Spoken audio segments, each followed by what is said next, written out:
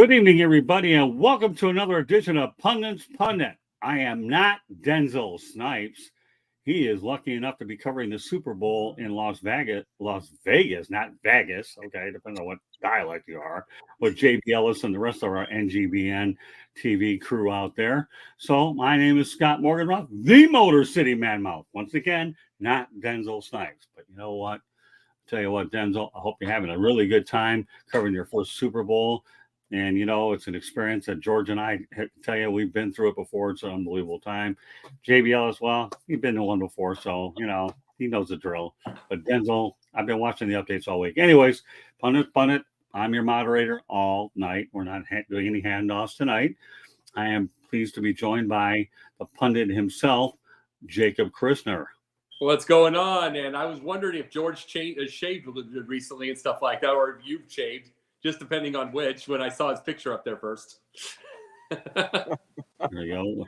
And speaking of George Eichhorn, great transition segue. Boy, that might be helping you well in this business, Chris. Yeah, Jacob, I'm proud of you. And Scott and Candy, great to be with you tonight. And yes, Candy, another segue. Segue might be a hashtag before it's over with. As we go to Candy, probably the prettiest of the bunch. That's for sure. I'm pretty loud, but she's pretty. So she is, but there's not a lot of competition here with us. Well, we'll make our people. We do what we can to try to put together quality shows. And speaking of the show, just to give everybody an idea what it is about. The future is here is the title, as you can see if you're watching it on YouTube. But we're going to talk about Fox, ESPN, and Warner Brothers Discovery joining the streaming business. We're going to talk about the mayor of Las Vegas, who's hesitant about bringing the A's to Las Vegas. This is certainly a hot topic. I'm wondering if the timing is good during the Super Bowl, but whatever. It's there anyways. And Caitlin Clark and TikTok, you know, we'll get into that in a little bit too. But before we go any further, we want to let everybody know that Pundit being broadcast around the world. Okay. The audio version of Pundit can be heard on iHeartRadio, Apple, Spotify, Google, wherever you get your podcast. Please hit the red subscribe button on YouTube. South Florida Tribune. There's vermin inside of me. Okay. And no, Jacob, nobody ever has to see what your hand looks like because it is what it is. This is leave it at that. But anyways, please hit the red subscribe button on YouTube, South Florida Tribune. We're striving for more subscribers. Please also comment, like, and share the broadcast. Want to be a guest? No problem. Be active in the chat room. That's one way to do it. Send your topic ideas to southfloridatribune@gmail.com. If you want to advertise cost efficiently, give me a call at 954-304-4941. We broadcast live on LinkedIn, Twitter, and YouTube. Website, www.southfloridatribune.com. There should be three. Everybody knows by now anyways. It's the modern age. Or Twitter, you can find us there at Tribune South / it's also on X.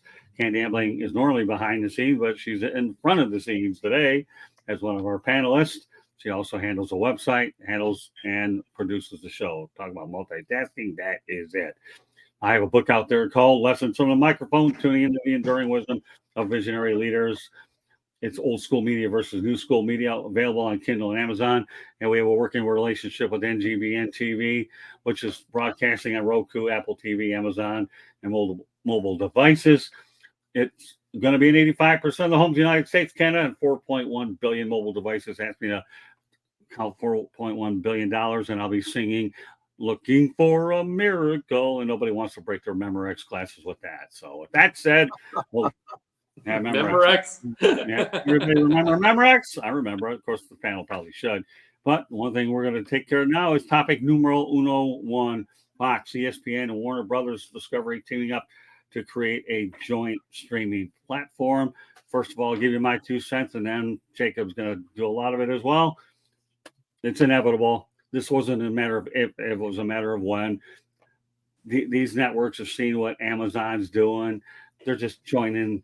They're just trying to make sure that they don't go out there and lose a lot of their audience to the other ones. So this is just one of those things. And it's a fluent story. We're going to talk about it on future editions of the Sports Exchange, but I'm glad we're just touching base with it now. So for Fox, ESPN, Warner Brothers, not a matter of if, it was a matter of when. And 3 credible companies getting involved with the streaming business. What are we doing here? We're streaming, right? What is everybody doing now? Streaming, right? Welcome to the big show, Fox, ESPN, and Warner Brothers. With that, I'll turn over to Jacob Christner. This is going to be 14 basic networks going on streaming within these three companies. 14 of them. And see, you want to know what this does is like what we usually have is, okay, like for instance, CBS, we have one, like for instance, the NCAA tournament. We have one on True TV. We have one on True TV. We'll have one on TBS. We'll have one on CBS. All that kind of stuff. They're trying their way of doing that, which means you're going to have to get all the streaming networks to watch all the games. Which would that what happens there? It makes it just as expensive as cable, because they're all going to be $8 a month, $6 a month, $12 a month, every single one of them. We all go to streaming because it's cheaper than cable at the moment, but not if you're getting all those streaming networks. But it is all in a money deal. At the same time, you're not going to have an issue finding these games because some people won't have True TV. Some people won't have a TBS. So it's like they might have to go to a bar to go get it, or they just have to keep up on their phone. The biggest thing about this is you will get them at a price, but you'll get every single game now. And it's just with 3 networks and 3 businesses, 3 companies. All right, I want to go to the chat room real quick. Okay, Candy, put Paul Spencer's comment up. This is good, even though it's not a topic. It's certainly worth bringing up. So we're going to do a lot of different things here tonight on Pundits Planet. So Paul Spencer, who happened to be on the Sports Exchange last night, did an outstanding job. Looking forward to working with him a lot more. But he says, what number does Kobe Bryant statue have? 8 or 24 on it tonight? Thoughts? I haven't seen it, Paul. I don't know. If you can find out, or George, Candy, or anybody wants to research it, I'll be more than happy to find it. I haven't had a chance to look at it. Candy? Possibility. I could see one on the front, one on the back. Each of them. Interesting. So I was told I read that they're going to unveil 3 statues. So I'm guessing they're going to have at least both numbers on one. And then I don't know about the third one, but they're going to have 3 statues, actually, not just one. Wow. There you go, Paul. Got it. You worked with Candy last night. If you need it, she will find it. Okay, George, go ahead and talk about streaming. Well, yeah, I mean, it was inevitable. We know that this is the wave of the future, and the fact that ESPN and Fox Sports and Warner Brothers are teaming up really comes as very little surprise. I'm not sure. I would imagine they saved the announcement, obviously, for the 1 week of the year that everybody is watching and listening, and that's Super Bowl week. I don't think that was just a coincidence that it leaked out or was announced formally this week. Now, these services, from what I understand, are going to be, national broadcasts like we thought they would be of in playoff games from the major sports leagues, which would be NBA, NHL, MLB, and NFL. But there's a lot, like Scott alluded to, there's a lot to be worked out in the details, okay?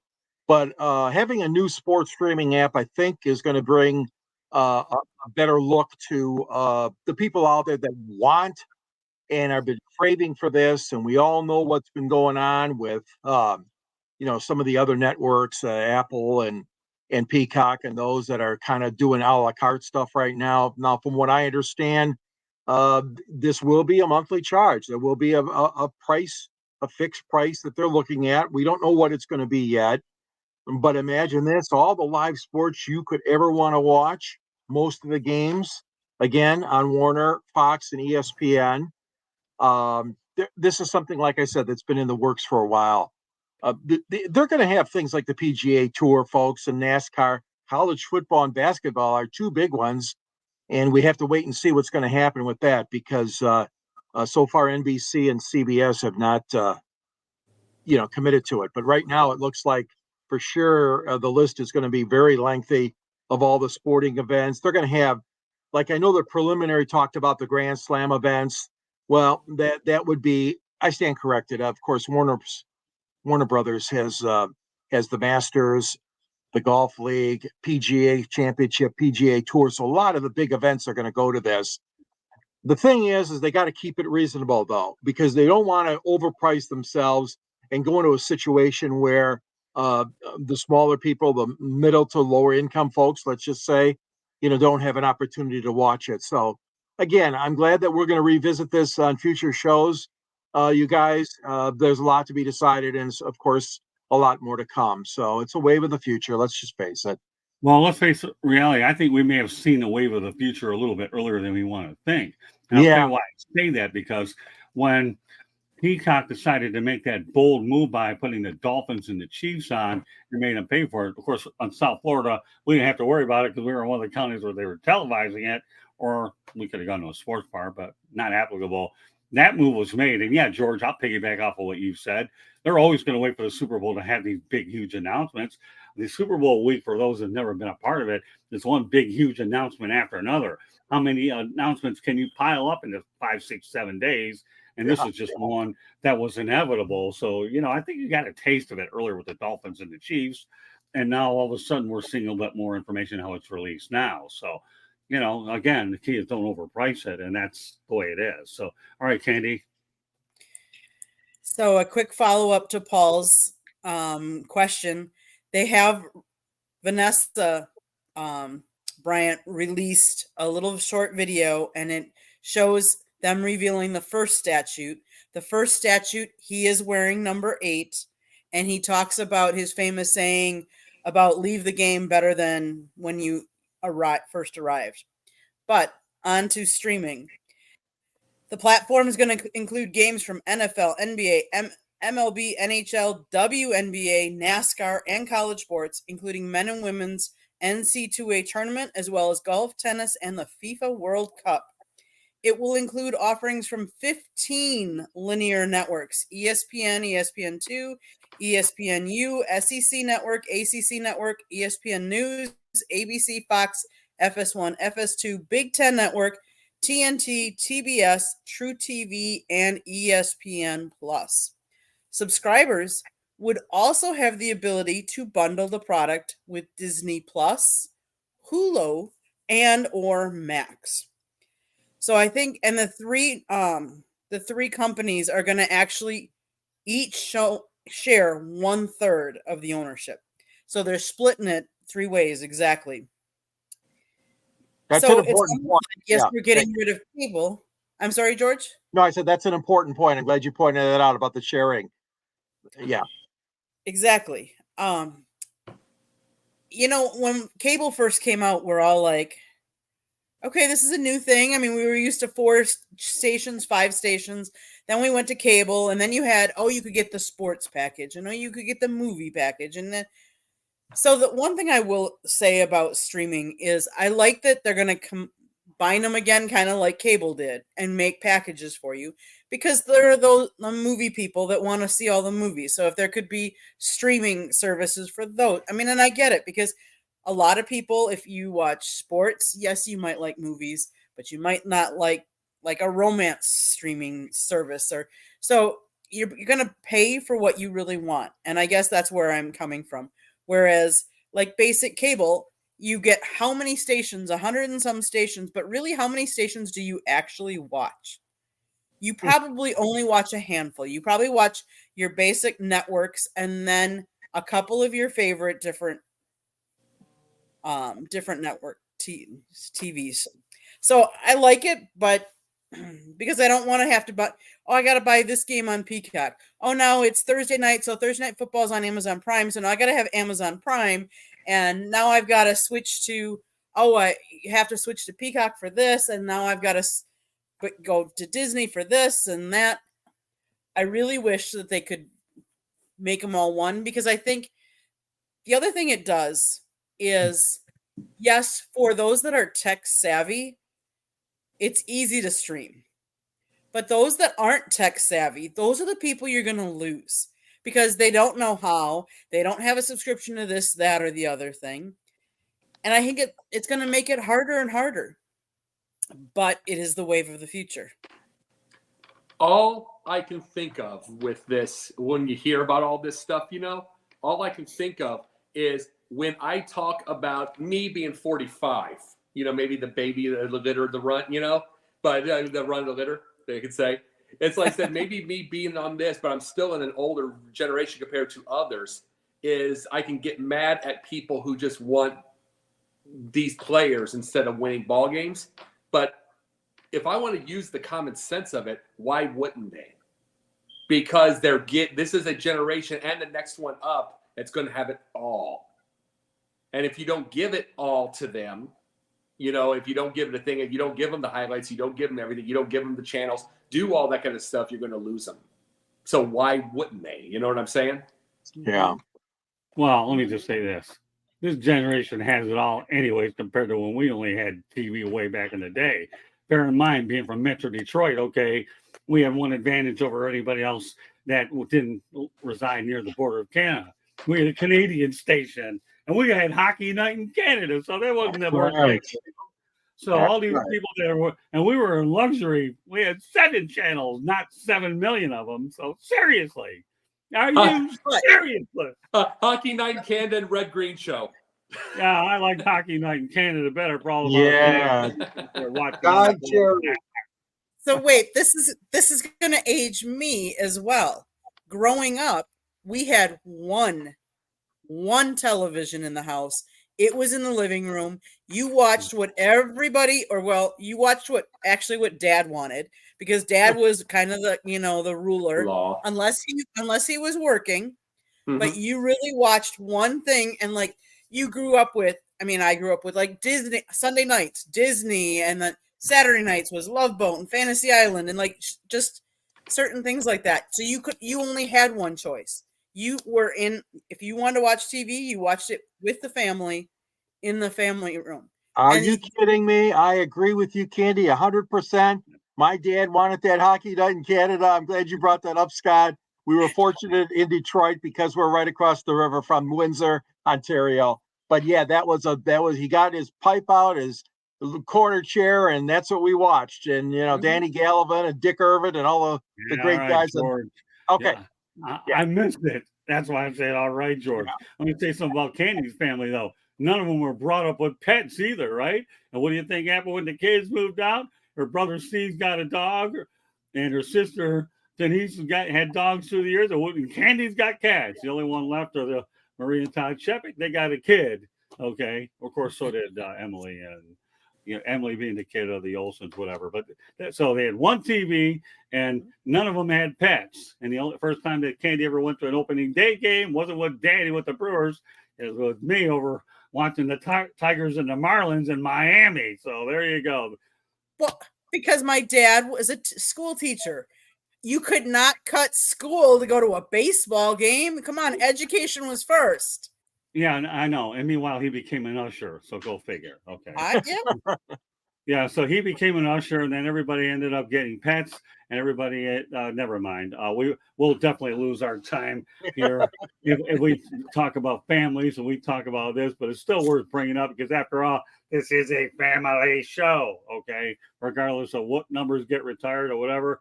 But I'm glad Paul Spencer gave us his 2 cents, and Candy was able to make sure that 2 cents turned into 4 cents and all that business. But in that place where there is a lot of money, and I mean a lot of money, the mayor of Las Vegas, I believe her name was Carolyn Goodman, is hesitant about bringing the A's to Las Vegas. Now, there are times to have major announcements, and there are times not to have major announcements. And this is probably one time where you shouldn't have made that announcement, but what the heck. As if there aren't enough stories in the NFL, let's just pick on the lowly A's, who, by the way, have a AAA team there as well. All I can tell you is, Carolyn, deal with it. I've been watching some of the clips that you've had out there where you're offered the A's a better, more acreage somewhere else, and they chose to go on the Strip. Okay, I get it. I think 100 acres versus a 60-acre Tropicana site. They want to be on the Strip. They think they're going to get people there. Who knows? When I was in Vegas, I didn't live in the casinos. I would take trips out to, the Grand Canyon, Hoover Dam, Bullhead City, which is properly named after me on the Arizona border. For those that know me, realize that Bullhead City is appropriate. Okay. And, in Laughlin. But, with all due respect, Carolyn, really, you're going to get them. I mean, everything's been passed.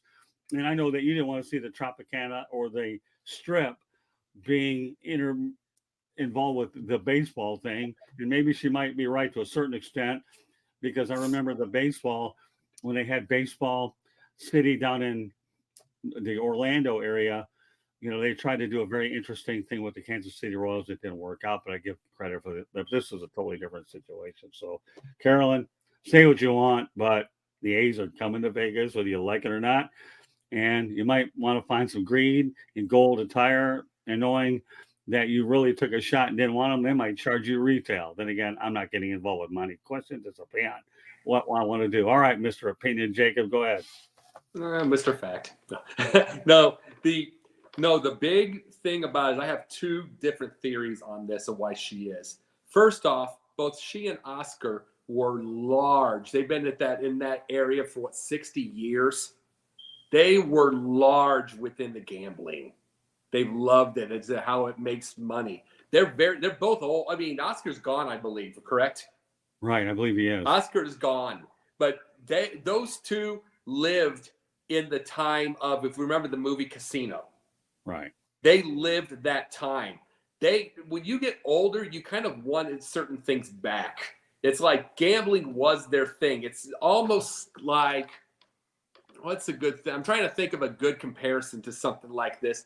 But they have a situation where they want to have what they used to have in their life. They want it to be, and it's changed. Two things changed it, though. Two things changed. Number one, the economic collapse. Number two, COVID. You remember, both of those things took people away from the gambling deals. It brought people, it's like both of those made everything electronic. You could gamble through anything. You could do all this stuff. It brought sports gambling in. It brought all of those. This isn't the time anymore of Wayne Newton and go gamble and go to do all this stuff and Frank Sinatra and the Rat Pack. This isn't that time. As much as I would love it now, because I love Frank Sinatra and the Rat Pack, this isn't that time anymore. Sports are the money thing now, whether she likes it or not. But the second theory that I have with something like this too is that Oakland really, really fast lost their crowd. Remember, Las Vegas on an opening day and first season is going to fill up the stadium because of the thing.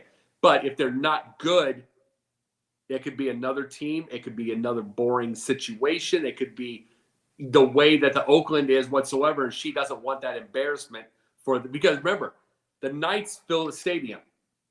No matter what the Raiders do, they fill the stadium. The A's do not fill their stadium in Oakland. They'll fill it the first year, but if they're not good, they'll stop filling. So that could be another theory of mine whatsoever. But either way, I do believe some of the part is the gambling thing, which she wishes that it was bigger than it is, but you can no longer do that. Well, here's the thing, okay? We all know about the honeymoon period the first year or two with any new franchise that goes there. That's a given. So, but when you have a stadium in the middle of the strip, that to me is where it gets dicey. But you know what? It doesn't matter. I mean, they're going there and they're building it, and they feel they want to build it a place that attracts people. And if you've ever been to Vegas before, sometimes it isn't bad to go to a game, okay, just to be taken away from the casino and do something else. You're going to lose your money. You're going to lose it anyways. Just have it a little bit longer, but that's either here or there. And I think she ended up backtracking on those statements a little bit and tried to have more clarity. Again, everything in Vegas that stays in Vegas doesn't mind having a little bit of backtracking as well. All right, George, go ahead. I know Candy Ibling is just waiting in the wings to eat this topic up alive. Go ahead, George. Yeah, but you know what, guys? It's not just the mayor, because they have a very strong public schools political action committee there in Nevada.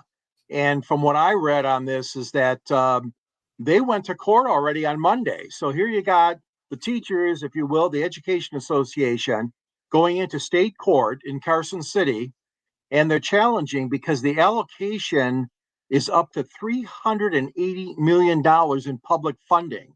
That was approved last June, as we know, in Nevada, and signed off by the governor, who's a Republican.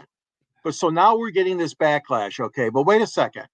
If you go back to 2016, they approved $750 million, twice as the A's are asking for. They $750 million in public assistance toward building that stadium for the Raiders. And of course, that's the home of the Super Bowl this week. So it's a $2 billion stadium. All I'm saying is, Okay, they're not asking for the amount they asked for back in 2016, 750 million. They're asking for 380 million in public funding. And by the way, I'm glad you brought up the Golden Knights. They opened that arena with no public assistance. And Scott and I remember we had a man in Detroit named Bill Davidson that also did that when he opened the Palace. Right. Yep, no public assistance. So the T-Mobile Arena, the home to the Golden Knights, got no assistance. So here we go. All right. So the thing is that you're always going to have people that are going to fight and fight and fight, and rightfully so. That you're using public funds for these millionaire owners. But this stadium is supposed to cost $1.5 billion and a retractable roof for the A's. So, I mean, I see both sides of it, but the mayor, she's not going to win this battle, like you guys said. I mean, this is something that is going to happen, approved by Major League Baseball. And the sooner they get onto this and getting this stadium in the shovel in the ground, as they say, the better off Rob Manfred and the owners who approve this will feel about it. So it's going to happen, but I just think that obviously there's a little still inner fighting going on. Well, I like your numbers. I'm not a math guy, but for crying out loud, you just said $2 billion and you have a Super Bowl there. So that stadium, right, what the Raiders already paid for itself. The Oakland A's are a little ways away from the postseason. So yeah. The Las Vegas A's. But yeah. All right, Candy, go ahead. Well, George stole part of my thunder. Oh, I'm sorry. So that's okay. That's okay. So strong teachers union. So there's a lot of votes there that think the money should be used for public education instead of building a stadium for baseball players. The other thing that here, Las Vegas Mayor Carolyn Goodman lost a bid to have the baseball stadium within the city boundaries. And she thought that move doesn't make sense to put it on the Tropicana Hotel site because it's outside her city limits, but within Clark County. So she loses revenue by that because it's not in her city. So not only does she have the strong teachers union fighting it, so there's votes, let's face it, there's votes there that aren't happy. It's outside her city limits. She went on to personally think they've got to figure out a way to stay in Oakland to make their dreams come true. Now she's trying to recant and say, oh no, I'm excited about them coming. What is it? One way or the other. Either you wanted them in your city, you don't want them in your city, you don't want them close, you want them in Oakland. And now they're pushing for a referendum that was rejected, though, in order for them to try and stop them for building the stadium. Good luck, Goodman. Yeah.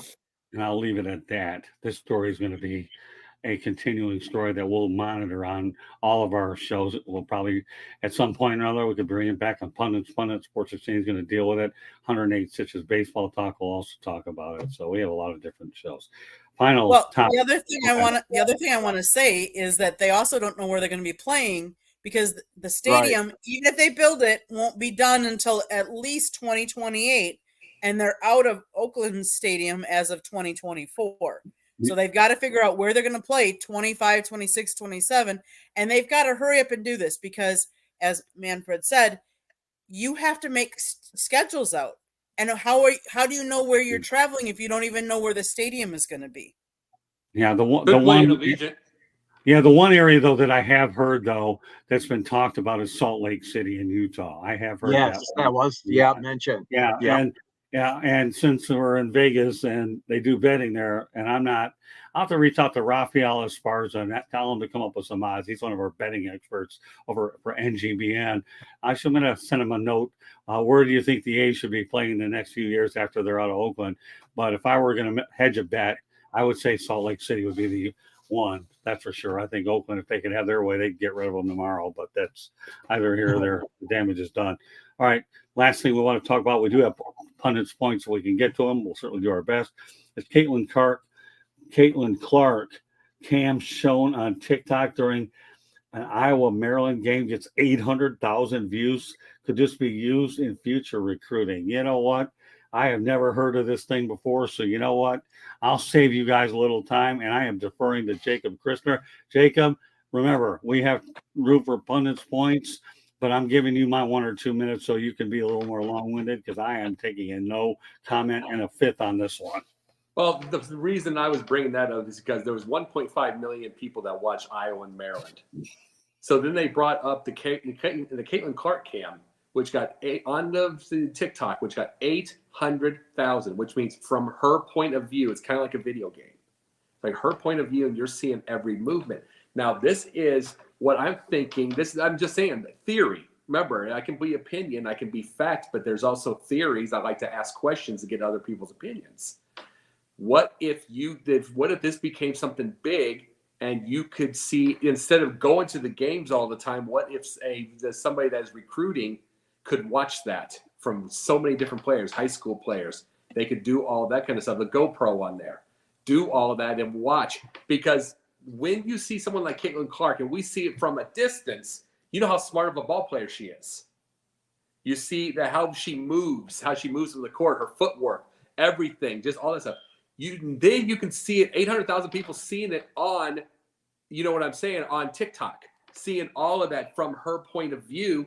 You're watching her footwork, her movements, all this stuff, her jump shot, the rebounds, her positioning. You're seeing all that stuff up close and personal, point of view. That's what a Clark cam, that's what that cam would show, especially from something like that and people watching. What if, there are still going to be recruiters that are going to go to the games. But what if you get future recruiters that start looking all over the place and people start doing the GoPro and they start doing different things and showing themselves like that and putting it on TikTok in their game? That's what I'm bringing up. It's like that can be a recruiting tool if people don't want to travel. And that might be another thing. It's like, mind you, the older ones are always going to travel. All old heads are going to travel. They're not going to get forever. But you're going to see 25-year-old recruits. Remember the movie, I'm just going to say this, the movie Moneyball. You had the Billy Bean's character, Brad Pitt, and then you've got the kids like 25 and he's a math nerd. We have this all over the place now, but that was huge. That was a huge thing then to try. This is another thing to try. It's something you could see. You could see them recruiting like that, and then the old heads laughing at them and doing everything, and then they have no choice. They have no choice but to do it. Okay. All right, George. Well, I'm not into the recruiting as much as I am the Caitlin Clark effect. Okay, wherever she goes, wherever their team travels, you're seeing spike in sales. You're seeing an increase in ticket sales. You're seeing an increase in concession sales.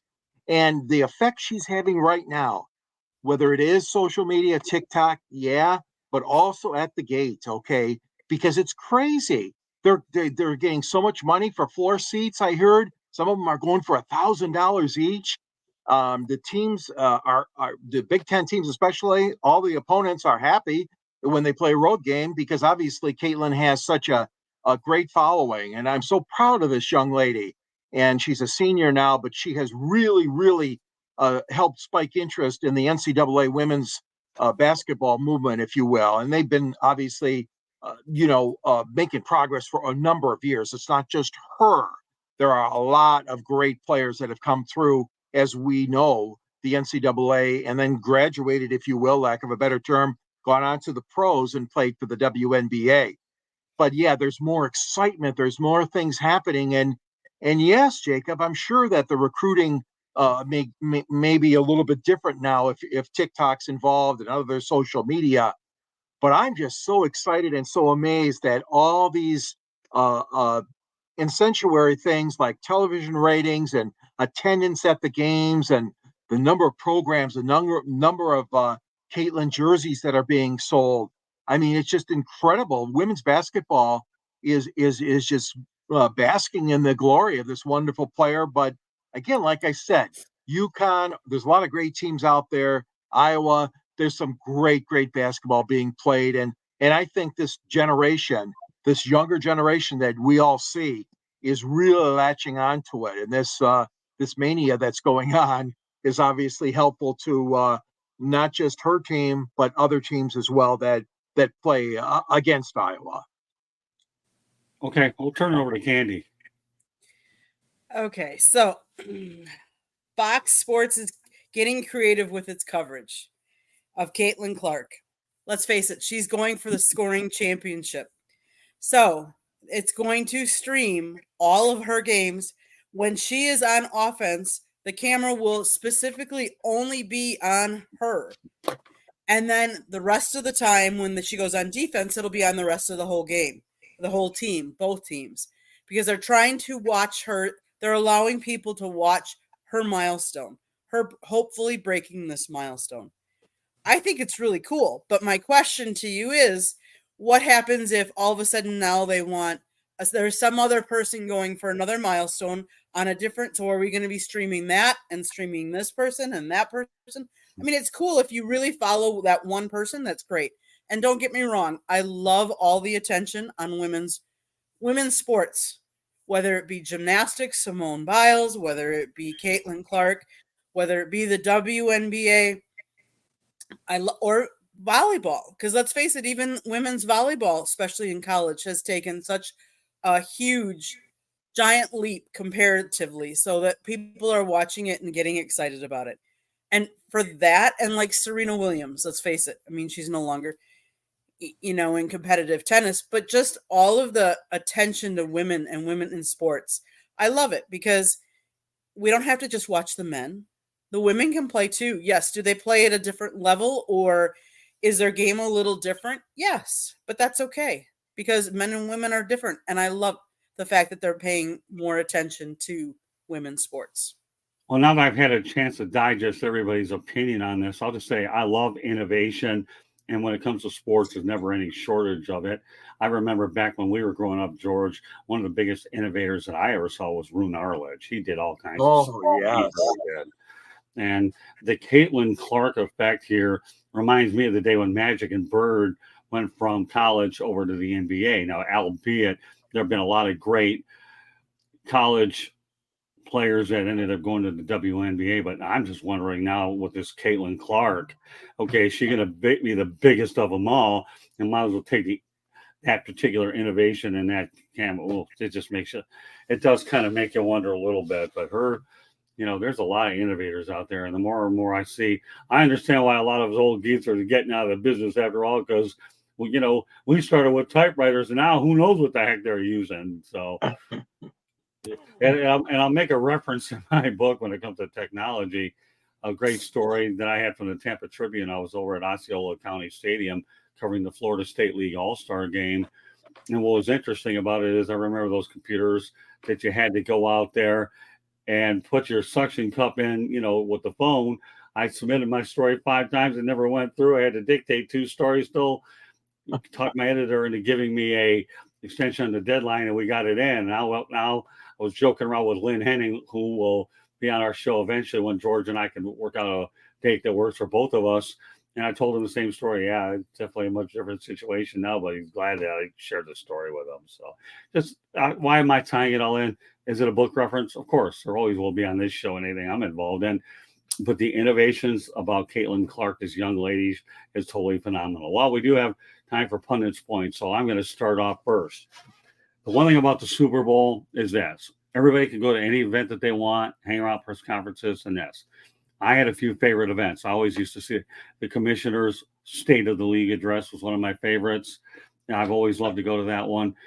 And there were a lot of other ones too, but the other one that I loved going to was a Hall of Fame selections.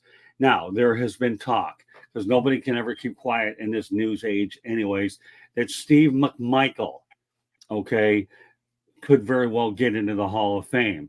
And I hope and pray that he does, because this man here was not only a sensational player for the Chicago Bears. Let me tell you, that Bears history of defensive players has been unbelievable. We could date it back. Dick Butkus stands out. And I could go on with the list, and I'm not gonna. I want to keep the focus on Steve McMichael. But this guy here is battling ALS. Nothing would be more fitting to see Steve McMichael at least be selected to the Hall of Fame and somehow, some way, find a way to make it to Canton, Ohio one time. Let me tell you, I don't know how many, you may have millions of people coming from the state of Illinois, let alone how many people from Chicago to see this one. You really will. There will not, we talk about Hall of Fame speeches being tearful. Let me tell you, you wouldn't have enough water floating around in any eyebrow in Canton, Ohio, which I haven't been to yet. Been to 3 other ones. I do plan to get there at some point for Steve McMichael. This man is battling ALS, and he's a survivor. Please, God, let this guy be selected and make it to Canton in August. It's something the football world, the Chicago Bears, would all be proud of. And nobody can grade year in and year out, but I guarantee the fact that he battled ALS so I'm even at a loss for words with this one. Gracefully is unbelievable. Steve, God bless. God bless. I just hope everything works out for all the right reasons, not only this weekend, but also come August. Okay, you know what? Well, I'm talking about Chicago. I'm going to turn over to a guy who's from Illinois. Go ahead. Yeah. Well, this isn't going to be about the Bears tonight, but it's going to be about fans. Just for a second, just 1 second. I'm going to say this part. You're all complaining, or so a lot of you are complaining about Taylor Swift and the Taylor Swift effect and them showing her for 46 seconds out of a whole game. The NFL made $340 million extra there. They are worth that much right now because of her.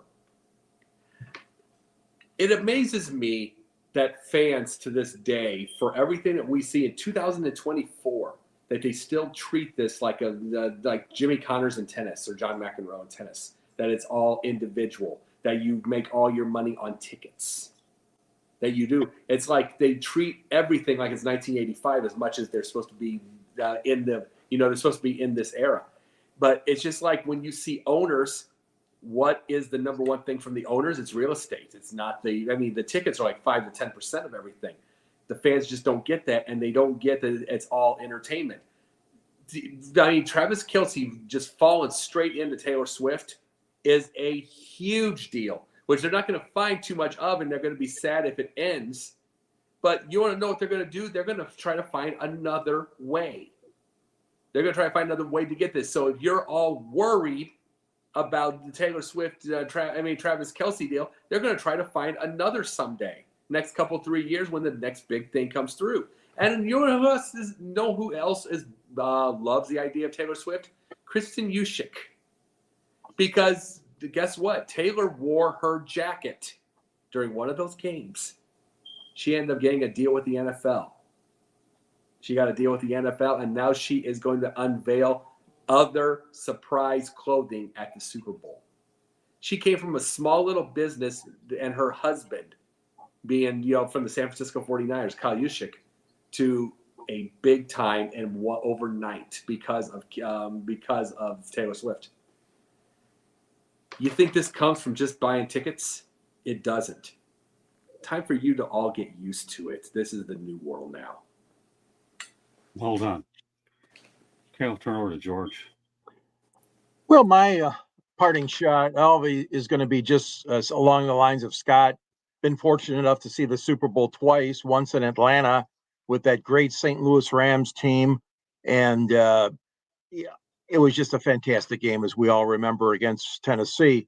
And then, of course, in Detroit, where the storyline was great, too, because Jerome, the bus, Bettis was playing, Pittsburgh was playing Seattle. And we all know that Pittsburgh won that game. So going to the Super Bowl, I echo Scott's sentiments. It's a lot of work. But it's a lot of great opportunities, too, for a member of the media. But one thing I wanted to touch on, I think the NFL does it right. Tonight, they got a show called NFL Honors, where they announce their major award winners for the year. And I know every league has their own way of doing it. Baseball usually waits until after the World Series, and then they do one announcement per week or two announcements per week. Hockey does a really good job. They have an award ceremony, too, at the end of the season. Most times it was held in Las Vegas in recent years. NBA, I could care less. They don't have an award show. And, of course, Scott and I have covered so much auto racing over the years. We can't forget the great job NASCAR and IndyCar. They both have beautiful banquets. I was fortunate enough to go to one of the IndyCar awards banquets when it was held in Detroit downtown. and they do a terrific job. So kudos to the NFL. I know there's a lot going on this week, like Scott was referring to, the Hall of Fame announcements and the state of the commissioner's state of the league address, and a lot of great opportunities. There's a lot of goofballs too. Let's just be honest. A lot of goofy things happen in those media days. Some strange credentials are granted to some people for Right. people that aren't normally writers. So, anyways, enjoy the week, everybody. Enjoy the game, and hats off to the NFL. They're getting some things right. Very well. All right, we'll turn over to Candy. So for all the things the NFL is getting right, the thing they don't get right is the Pro Bowl. The Pro Bowl was the second time we had flag football again. The Pro Bowl games drew 5.75 million viewers on Sunday afternoon, 3.85 million on ABC, 1.83 million on ESPN, and 75,000 on Disney XD. It was the second season the event was a flag football game. The audience was down 8.5% from last year, and a new low for a live Pro Bowl, which it excludes the 2021 event, which was a virtual event, which only drew 1.8 million. The prior low for a live game was the Pro Bowl of 2006, which had 5.96 million on ESPN. While the game was down, the Thursday's NFL Pro Bowl skills competition had its best audience since 2018, drawing 1.14 million. Skills competition was great, but flag football is not what anybody that is watching the NFL really wants to see. I get players don't want to get injured, but there's got to be a different answer, because all of your other major sports put your Pro Bowl or whatever you want to call it in the middle of a season. NFL, think about this. In the middle of the season, have a bye week, have the Pro Bowl, have another bye week, and then start the second half of your season. And if you want to make it kind of interesting, put last year's Super Bowl champions against the best of the rest of the NFL. Do something, but don't do this flag football the weekend before Super Bowl, because it's not beneficial to you. You're losing people, not gaining people. Well, it's amazing how you mentioned that, Candy, because when I saw Jerry Green, a friend of both George and I, great columnist, and I covered a Pro Bowl, so it's good. Glad you went. You know what his attitude was? I don't even care about him. It's a waste of time. And when you hear that from Jerry Green, my gosh. Yeah. I mean, Jerry Green, to me, you talk about one of the greatest writers of all time, let alone the fact that up until he had health problems and subsequently passed away, he's telling you that it is a waste of time. And the NFL has never been able to get it right. They wanted to get rid of the game for a while, and they're trying to find any way to reward their players, even if it means going to this level. You know what? Jerry's right. I only went to one Pro Bowl, and really, under our platform, never bothered to apply for another one. The only way they could get me to go to the Pro Bowl if it was in Hawaii. Other than that, forget it. And I went to the one when it was in Miami, so I didn't have to worry about traveling to get to it. So we have a little bit of time left. So, Candy, we just let everybody know Fire Up follows us. So, Candy, give everybody a preview of what Fire Up. You're going to have you, George, Ralph, and Jeremy Ballerick. All you need a basic minute and a half, 2 minutes to get everybody know what they can look forward to after we're done. We always talk about things exciting, but one thing that we do on the show is we have a segment that's called My Town. And My Town is where you can pick one topic from either the town you currently live in or the town you grew up with, town you love, something related to your town. So you can always kind of find out where we either live now or where we lived back in the day to find out My Town. Well, I think what's really nice about that segment, and I don't mind talking about some of our commentators, this to me is the segment that Ralph Williams built. And if you don't know anything about Ralph Williams, okay, this guy here is fun to work with, and he talks about Pittsburgh. So you know what? You know, Ralph, we all know you, and he's a friend of the show and has a tendency to go out there and appear on chat room. At least now you have an opportunity to know a little bit about Pittsburgh and whatever everybody else has to bring to the show. And of course, Jeremy Ballrick and George Eichhorn do a good job as well. And Candy, well, that's her. She's the host. What can I say? So with that said, it's time to let everybody know how they get a hold of you. We're going to lead off with Jacob. Sundays, on Sundays, when that kind comes, we do it full time. It will be the professor and the pupils. We have that. Then Mondays are then Mondays, Wednesdays, and Thursdays, and sometimes Fridays. I am Sideline Sports and South Florida Tribune. I'm also Jake the Pundit on Twitter and Jake the Pundit 1 on TikTok. Very good. All right, George, you can promote your book a little bit more tonight. Yeah, this is the book. Scott's got a book out there. I was very gracious to accept his invitation to write a foreword for his book. He's in my book as well, as we covered Detroit and Michigan sports broadcasters on the air by Arcadia Press. There's a link to the book in the column that I write in the South Florida Tribune under the Motor City Tribune. There's a link at the bottom of the column if you're interested in the book or looking at pictures of the book before you make a decision. You can reach me at gicorn@yahoo.com. You can reach me on LinkedIn. You can reach me on Twitter, X, or whatever it goes by at Sanji Sports 99. And of course, Facebook as well. So what shows do I like best? All of them. I mean, really, 108 Stitches, the Sports Exchange, and Pundit's Pundit, and Fire Up. I'm saying you great lineup of shows. Happy to be part of it. And Scott and I go back over 40 some years together, starting out at an ABC owned station in Detroit called WXYZ. And it's been a great partnership and a lot of fun things he and I covered, some together, a lot of them on our own. And then, of course, Candy has added so much to our coverage as well with her photography and all her great writing, too. So good to be part of the effort here, and looking forward to many more. All right, Candy, I want you to talk about the shows that you represent. I know that you are involved with a lot of different ones. So go ahead. This opportunity to promote all the shows that you're a part of and also give everybody a basic idea about my book. I've talked about it a lot, but you see it from a different perspective because you helped me put a lot of the things together. But talk about your shows and then our book. So if you don't know, I am actually married to the Motor City Madmouth. And yes, he wrote a book, Lessons from the Microphone. Sorry, George, I'm going to pop it up in the corner there again. Tuning into the enduring wisdom of visionary leaders. He talks about his over 40 years in the media and how it's changed.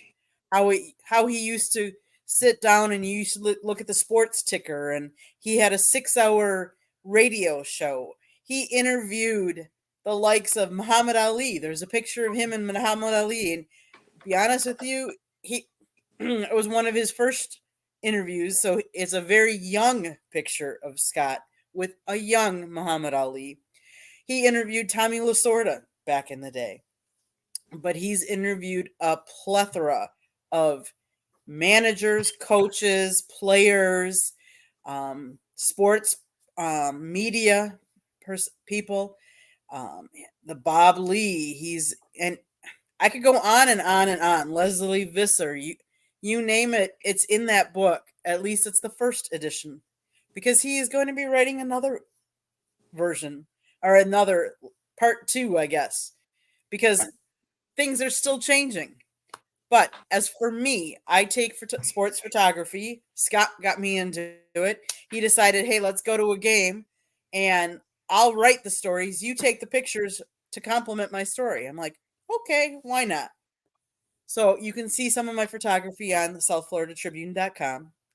I am part of, because he's started getting me into this podcasting, broadcasting. You'll find me sometimes here on Pundit's Pundit, sometimes on Sports Exchange. But my show is primarily Thursday nights, 9:15, 9:30. It's called Fire Up. Sometimes I do it on Sunday mornings, and it's Sunday mornings, it's just Jeremy and I. Thursday nights, George joins Jeremy and I, and so does Ralph. And sometimes we have a guest. You just never know. Tuesday nights, I join a different network, and it's 3 Chicks in a Pod or Chicks and Salsa. And it's just us chicks talking sports. In fact, Jennifer Matthew Lewis right now is out at the Super Bowl on Radio Row covering the Super Bowl for us chicks. So if you like that, go to 3 Chicks and a Pod, and Tuesday nights 7:30ish.